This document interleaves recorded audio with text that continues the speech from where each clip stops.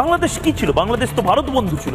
শেখ হাসিনা তাকে তাড়িয়ে দাও, শেখ হাসিনাকে তাড়িয়ে একটা পাপেট সরকার বসিয়ে দাও, সে পুতুলের নাম দাও মোহাম্মদ ইউনূস। সম্পর্ক বদলে গেল একটি পলকে, এই গানটির কথা নিশ্চয়ই আপনাদের মনে আছে।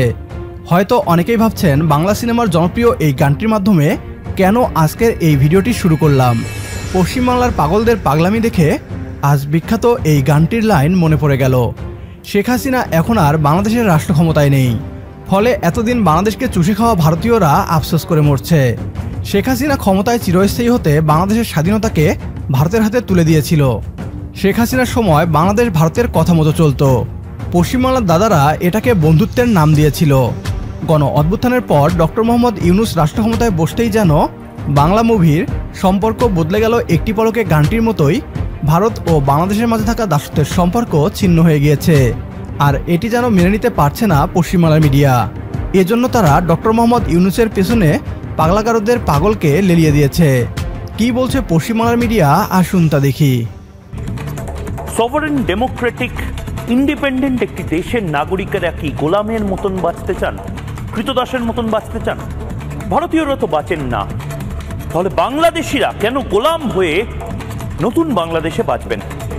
মোহাম্মদ ইউনূস কিভাবে আমেরিকাকে সঙ্গে নিয়ে বাংলাদেশিদের শুধু বোকা বানাচ্ছে তাই নয়, তাদের গোলাম বানাচ্ছে, এবং মোহাম্মদ ইউনূসকে সামনে রেখে হয়তো আগামী দিনে বাংলাদেশকে ভাগ করে টুকরো করে আমেরিকা একটা নতুন দেশও তৈরি করতে পারে।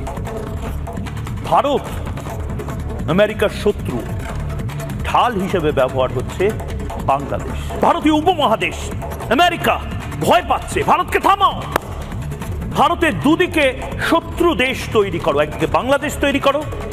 বাংলাদেশ কি ছিল? বাংলাদেশ তো ভারত বন্ধু ছিল, ভারত বন্ধু সরকার ছিল বাংলাদেশে, ভারত বন্ধু একের পর এক রাষ্ট্র নেতা বাংলাদেশে ছিল।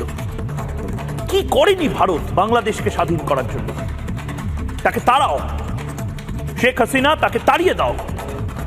আসলে শেখ হাসিনা শত্রু নয়, আসলে শত্রু ভারত। শেখ হাসিনাকে তাড়িয়ে একটা পাপেট সরকার বসিয়ে দাও, নিজেদের পাপেট বা ওই পুতুল, সে পুতুলের নাম দাও মোহাম্মদ ইউনূস। ইউনূসকে এনে ক্ষমতায় বসাও। ভালো করে মন দিয়ে শুনুন, বাংলাদেশের সাধারণ জনগণ মন দিয়ে শুনুন, আপনাদের বোকা বানানো হচ্ছে। আবারও বলছি, আপনাদের মোহাম্মদ ইউনূস বোকা বানাচ্ছে, আমেরিকার গোলাম বানাচ্ছে। মোহাম্মদ ইউনূস এবং মোহাম্মদ ইউনূসের একটা সরকার আমেরিকার প্রয়োজন ছিল বাংলাদেশিদেরকে গোলাম বা কৃতদাস বানানোর জন্য, এবং সেটাই আমেরিকা এই মুহূর্তে করছে। বাংলাদেশকে ডক্টর মোহাম্মদ ইউনূস আমেরিকার গোলাম বানায়নি, বরং শেখ হাসিনা বাংলাদেশকে ভারতের গোলামে পরিণত করেছিল। পশ্চিমবাংলার দাদাদের মুখে আজ বাংলাদেশের স্বাধীনতা এবং সার্বভৌমত্বের কথা শুনে হাসি পাচ্ছে। শেখ হাসিনার শাসনামলে যখন বিএসএফ বাংলাদেশে ঢুকে বাংলাদেশিদের পেটাতো, ভারত যখন বন্ধুত্বের নামে বাংলাদেশের ভেতর দিয়ে নিজেদের ট্রেন চালানোর মতো গোলামি চুক্তি করেছিল, তখন বাংলাদেশের স্বাধীনতা কোথায় ছিল? ডক্টর মোহাম্মদ ইউনূসের নেতৃত্বে বাংলাদেশ ধীরে ধীরে ভারতের সব গোলামি চুক্তি থেকে বেরিয়ে আসছে। আর তাই পশ্চিমবাংলার মিডিয়া নোবেলজয়ী ডক্টর মোহাম্মদ ইউনূসকে আমেরিকার গোলাম এবং পুতুল বলে অপমানিত করছে। এই পাগল সাংবাদিক ভেবেছে তার কথা শুনে বাংলাদেশিরা ডক্টর মোহাম্মদ ইউনূসকে সরিয়ে শেখ হাসিনাকে আবারও ক্ষমতায় বসাবে। পশ্চিমবাংলার এই পাগলকে বলতে চাই, আমরা আপনার এই পাগলামিকে এন্টারটেইনিং কমেডি হিসেবেই দেখি। ভারতকে শায়েস্তা করতে ডক্টর মোহাম্মদ ইউনূসকে আরও 10 বছর আমরা বাংলাদেশের রাষ্ট্র ক্ষমতায় দেখতে চাই।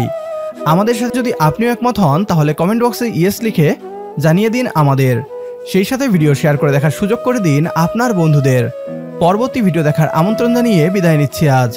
আল্লাহ হাফেজ।